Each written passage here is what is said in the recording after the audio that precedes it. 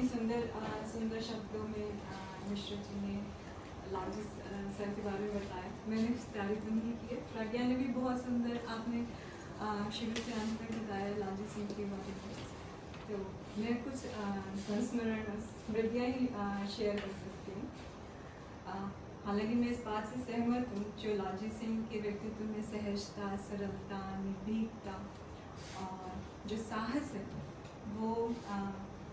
वो मूल्य वो चले गए हैं, लेकिन उनके जो ज्ञान को आगे ज्ञान परंपरा को बढ़ाने वाले वंशज हैं, जैसे हमारे सीनियर ज्ञान सर हैं ये बहुत पूजनीय है हमारे लिए, और ऐसे और लोग भी हैं।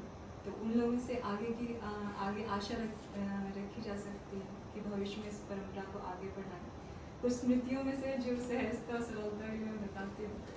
तो पहली बार लालजी सिंह का नाम, जैसे आपने इस बात को मेंशन करा कि छोटे कक्षाओं में या क्लासेस में भारतीय वैज्ञानिकों को स्पेशली लालजी सिंह जैसे वो एक तरीके से महामानव है। उन्होंने लीगल सिस्टम में पैटर्निटी से लेकर एंशिएंट डीएनए और फोरेंसिक में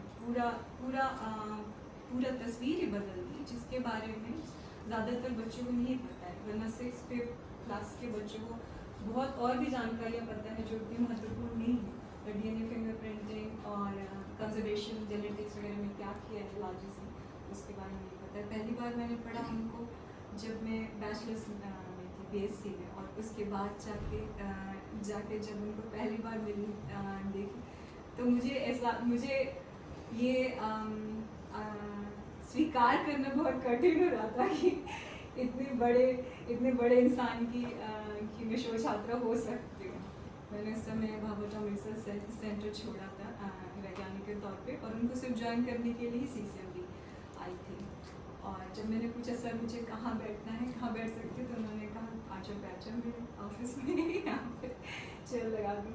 इतने वो सीधे थे।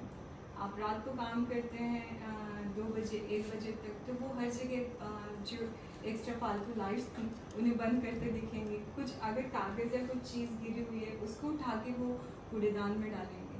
और ये इतनी अनोखी बात है जैसा मैंने किसी और व्यक्ति को करते हुए नहीं देखा।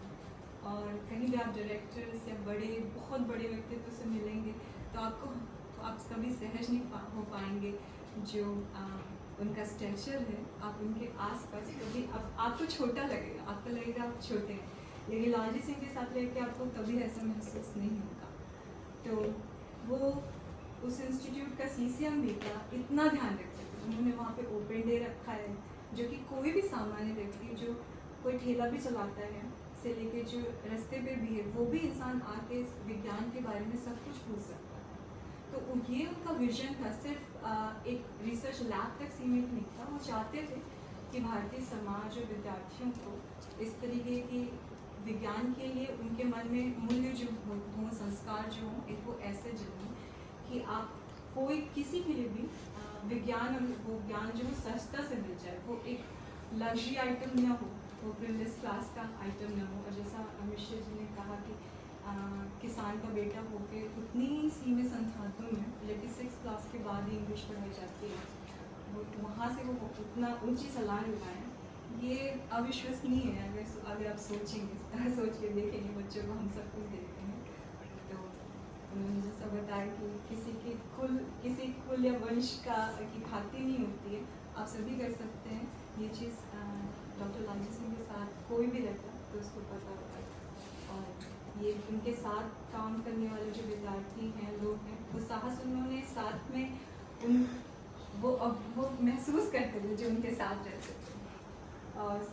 और वो इतने सहज, इतने सरल थे कि अगर वो कॉरिडोर में सामने जा रहे हैं तो वो दरवाजे से होल्ड करके खड़े जाते थे। आप उतना दूर हैं और आपको इतना घबराहट होती थी कि जब इतना बड़ा इंसान अपने दरवाज़ा खोल के खड़ा, जल्दी जाके दरवाजे के पार हो जाओ। तो और अगर पूछते थे, जैसे उन्होंने कहा कि सिर्फ ये नहीं कि उन्होंने सिग्नेचर करना है प्रोजेक्ट पे और बहुत ईगल आई व्यू है, वो बहुत जूम इन व्यू भी रखते थे। कौन सी चीज़ है, आपको क्या परेशानी है, बहुत सीधे सरल कन्वर्सेशन होती। तो पूछते थे आपको क्या समस्या है, और क्या चुनौतियाँ हैं और मैं इसको कैसे दूर कर सकता हूँ, जो आपने कहा। और अगर वो किसी तरह की आर्थिक समस्या है तो वो भी चुटकियों में रिजॉल्व कर लेते थे। अगर किसी तरह की टेक्निकल समस्या है तो भी, सुपरविजन की समस्या है तो भी।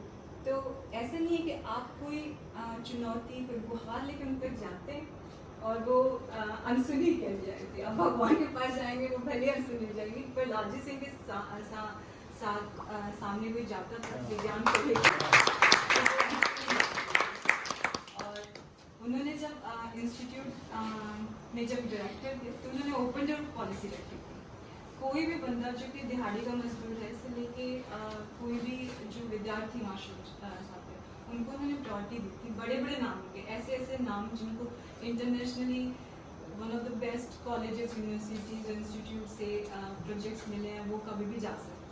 अगर उनके अगेंस्ट भी कोई इंसान खड़ा है जो दिहाड़ी पे है, वो आके उनके बारे में बता सकता था। वो कन्वर्सेशन इतनी साफ होती थी कि सारे लोग बैठे हुए एक जगह, जो 50 रुपया कमा रहा है, वो जो 5 लाख भी कमा रहा है, और वो सवाल पूछ सकते थे। और समर ट्रेनिंग जो कि 3 महीने के लिए आ रहे हैं, वो भी लाखों करोड़ों के इक्विपमेंट्स पे काम कर सकते थे।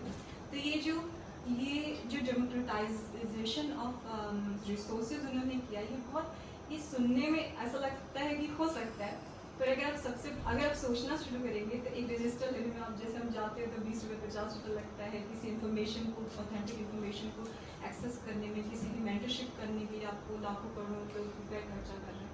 तो ये जो उन्होंने उपलब्ध कराया बच्चों को, जब तक थे, वो चीज़ उसके बाद नहीं आई, तो मुझे नहीं लगता उससे पहले कभी